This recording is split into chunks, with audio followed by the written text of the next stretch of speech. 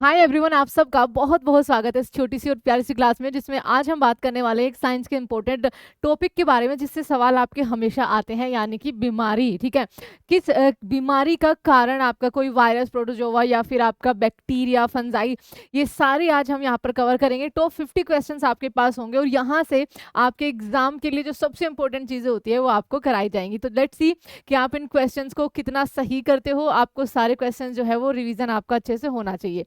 तो बच्चा, जो भी नया है वो सब्सक्राइब जरूर करेंगे एंड इसको शेयर जरूर करेंगे। तो चलिए शुरू करते हैं अपनी डिजीज टॉप 50 क्वेश्चंस के पहले क्वेश्चन पे। और सबसे पहले आपके सामने है, और हाँ, ये आपके एमटीएस के लिए बहुत ज्यादा इंपॉर्टेंट रहने वाला है। तो सबसे पहला है जॉन्डिस। ठीक है, जॉन्डिस यानी कि पीलिया जो है वो किसका संक्रमण होता है, उससे किस पे इफेक्ट पड़ता है? तो लीवर पर सबसे ज्यादा उसका इफेक्ट पड़ता है, आप सबको ये पता होना चाहिए।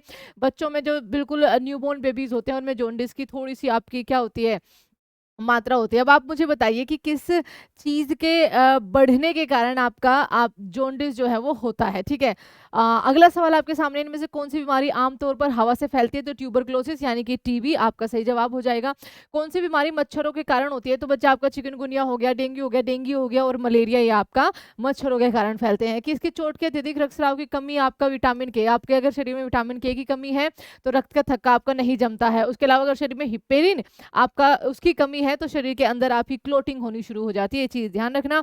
आगे आपका बोटुलिज्म किसके कारण होता है? तो ये आपका क्लस्टोरियम। ठीक है, यहाँ पर ध्यान रखना, बोटिलियम, ये पूरा नाम आपको याद रखना है क्योंकि ये पूरा ही आपका पूछा जाता है। आगे देखते हैं, दिए गए रोगों में से कौन सा रोग प्रोटोजोवा के कारण होता है? तो बच्चा प्रोटोजोवा के कारण मलेरिया होता है और ये सारे आपके यहाँ पर प्रोटोजोवा डिजीज है, आप इन सबको देख लेना अच्छे से यहाँ पर। चलिए अगला सवाल आप सबके सामने, दिए गए अंगों में से कौन सा अंग मलेरिया से प्रभावित होता है? तो मलेरिया से आपका सबसे ज्यादा जो प्रभावित होता है वो किडनी होता है। उसके अलावा लीवर और जो स्प्लीन है, ये तीनों ही आपके मलेरिया से प्रभावित आपके होते हैं।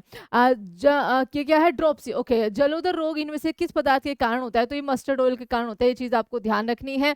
मैंने आपके रिविजन के लिए ऑप्शंस जो है वो समहाउ हटा दिए ताकि आपको एक सही ऑप्शन ही पता रहे और आपका क्विक रिविजन हो। डायरिया, डायरिया इनमें से रोग वाहक का कारण होता है। तो डायरिया बच्चा आपका रोटा वायरस। ठीक है, इसके लिए क्या होता है, रोटा वायरस, आपने देखा होगा वैक्सीन वगैरह जो आपको दी भी जाती है इनके खिलाफ। अगला है आपके सामने यहाँ पर, हिस्टीरिया रोग आमतौर पर दिए गए विकल्पों में से किस में पाया जाता है? तो ये हिस्टीरिया आपका आप बहुत ज्यादा एंजाइटी एक तरह से वुमेन्स के अंदर होना, ये यहाँ पर यंग वुमेन आपका सही जवाब हो जाएगा।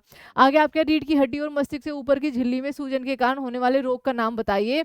तो ये आपका मेंजाइटिस होता है, आपको यहाँ पर ध्यान रखना है। इनमें से कौन सा रोग आयोडीन की कमी से तो होगा, यानी गोटे रोग आपका आयोडीन की कमी से होता है। एटाई रोग के लिए आपका कौन जिम्मेदार होता है? तो उसके लिए जिम्मेदार होता है कैडमियम। बाकी एक बहुत इंपॉर्टेंट पूछा जाता है मरकरी, तो यहाँ पर आपका आ जाएगा मिनामाटा डिसीज। ठीक है, आगे है, जब कोई बीमारी दुनिया भर में फैलती है तो उसे क्या कहा जाता है? पेंडेमिक, जैसे कोविड-19 आपका यहाँ पर आया था।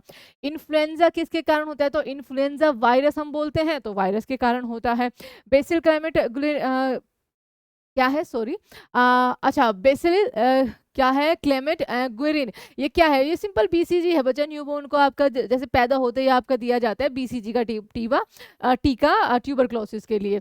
उस जीवाणु का नाम बताइए जो पेचिस का कारण बनता है। तो विब्रियो कोलेरा जो है इसका सही जवाब हो जाएगा। मनुष्य में आयरन की कमी से आपका एनीमिया रोग होता है। विटामिन ए की कमी से आपका घोंगा नाइट ब्लाइंडनेस होता है। स्कर्वी विटामिन सी की कमी से, रिकेट्स विटामिन डी की कमी से, बेरी विटामिन बी की कमी से। आगे, निमोनिया से बचाव के लिए कौन सा टीका लगाया जाता है?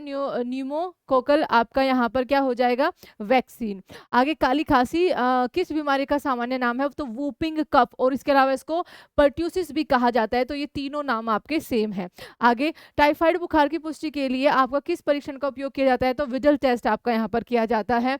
आगे है, मिनामाटा रोग मछली में आपका क्या उच्च स्तर का हो जाता है? तो मर्करी जब हाई लेवल का हो जाता है। H5N1 क्या होता है बच्चा? बर्ड फ्लू होता है H5N1। आगे, इनमें से संक्रामक रोग क्या है? तो आपका एक संक्रामक रोग क्या है? डिप्थीरिया आपका एक संक्रामक रोग है।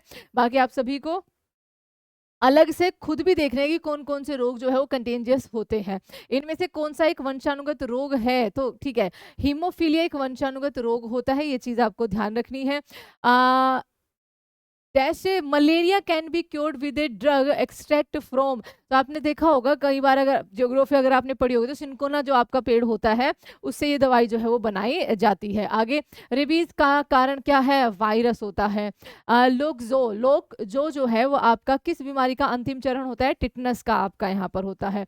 कौन सी बीमारी दूषित भोजन से होती है? तो टाइफाइड आपकी दूषित भोजन से होती है। इनमें से कौन सा इनमें से मतलब हैजागर नहीं है, इनमें से कौन सा किसकी कमी से होने वाला? What is the following is a deficiency disease, ये आपसे सवाल पूछा गया। तो देखो, अस्थमा नहीं है, जॉन्डिस नहीं है, कैंसर नहीं है, स्कर्वी एक डेफिशिएंसी डिजीज है जो कि आपका विटामिन सी की कमी से होती है। आपका मम्स जो है वो एक वायरल बीमारी जिसमें सूजन कहाँ आती है? आपके पेट्रोइड ग्लैंड के अंदर आती है। जोड़ यूरिक एसिड क्रिस्टल का जमा होना क्या कहलाता है? आर्थराइटिस कहलाता है। आगे, इनमें से कौन सी बीमारी नाइट्रेट दूषित भोजन और पानी के सेवन से होती है? तो ब्लू बेबी सिंड्रोम जो होता है उसको आपका यहाँ पर सही आंसर हो जाएगा। ठीक है, आगे, नाइट्रेट जनित दूषित भोजन। तीव्र acute lead poisoning is also known as plumbism. ठीक है, ये चीज आपको ध्यान रखनी है। इनमें से कौन सा जल जनित रोग है? तो कोलेरा आपका एक यहाँ पर क्या है? वाटरबोर्न डिजीज है। आगे आपका पर्नीसियस एनीमिया रोग किस विटामिन के कारण होता है? तो विटामिन B12 के कारण ही आपका होता है। कालाजार आपका किसके द्वारा फैलता है? सैंड फ्लाई के द्वारा आपका फैलता है। उसके अलावा DPT की जो वैक्सीन होती है, आपने बहुत बार सुना होगा, DPT वैक्सीन, डिप्थीरिया, ठीक है, पर्ट्यूसिस, ये बताइए अभी किसका दूसरा नाम था जल्दी से, और टिटेनस, इनके लिए बचाइए आपका दी जाती है। कवक के कारण कौन सा रोग होता है? तो यहाँ पर आपका डर्मेटाइटिस जो है वो आपके कवक के कारण यानी कि फंजाई के कारण होता है। रतौंधी जो है वो आपका किस विटामिन की कमी के कारण होता है? तो रतौंधी जो है वो आपका विटामिन ए की कमी के कारण होता है। आगे देखिए, कौन सा एक फंगल इन्फेक्शन है जिसमें त्वचा, बाल और नाखून जो है वो सबसे ज्यादा प्रभावित होते हैं? तो आपका एथलीट फूट। ठीक है, एथलीट फूट आपका सही जवाब हो जाएगा।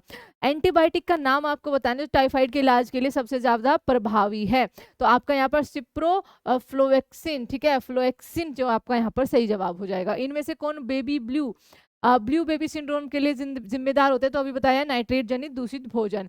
एलिजा आपका किसका टेस्ट होता है? तो एलिजा जो होता है वो एड्स के लिए किया जाता है ये टेस्ट, आपका यहाँ पर करेक्ट आंसर हो जाएगा। जीवाणु रोग यानी कि बैक्टीरियल डिजीज जो है, इनमें से क्या हो जाएगी? एक लेप्रोसी, तो बैक्टीरियल डिजीज हो गई, वायरल डिजीज हो गई, प्रोटोजोआ से होने वाली डिजीज हो गई। आप उनको एक बार अच्छे से खुद भी देखना। और ये क्वेश्चन वो थे बच्चा जो आपके बार बार जो है वो पूछे जाते हैं। एंड ये सारे के सारे देखें, बैक्टीरिया, विब्रियो कोलेरा कौन सा जिम्मेदार है? डिजीज क्या है? कोलेरा। ठीक है, यहाँ पर ये सारा आप एक बार देख लेना। वायरस, मिजल्स वायरस, डिजीज क्या है? मिजल्स के लिए। तो यहाँ पर ये थे हमारे सारे के सारे क्वेश्चन। और भी लेट्स सी अगर होंगे तो, हाँ अभी तो और भी है। इनमें से कौन सा आपका जल जनित है? तो जल जनित आपका कोलेरा रोग जो होता है वो जल जनित होता है। रोग वाहक कारक क्या कह रहा है? The disease carrying agents are called. यहाँ पर ये आपके लिए एक क्या है? ये आपके लिए एक होमवर्क क्वेश्चन आज का यहाँ पर रहेगा, तो आप सबको इसका आंसर देना है। लास्ट टॉप 50 में से लास्ट जो है वो आपके लिए एक होमवर्क क्वेश्चन रहेगा, तो सारे के सारे आंसर करिए। Disease carrying agents are called क्या कहलाते हैं? तो thank you so much everyone. I hope कि आपको क्लास, आपका रिवीजन अच्छा हुआ होगा। और साइंस के और भी बहुत सारे 10 मिनट शो जो है वो आप सबके लिए आएंगे। उसके अलावा और भी जीके के सारे टॉपिक्स जो है हम कवर करेंगे धीरे धीरे। और जिसका भी MTS का एग्जाम है या फिर अदर SSC के एग्जाम है, आप सभी को ऑल द बेस्ट।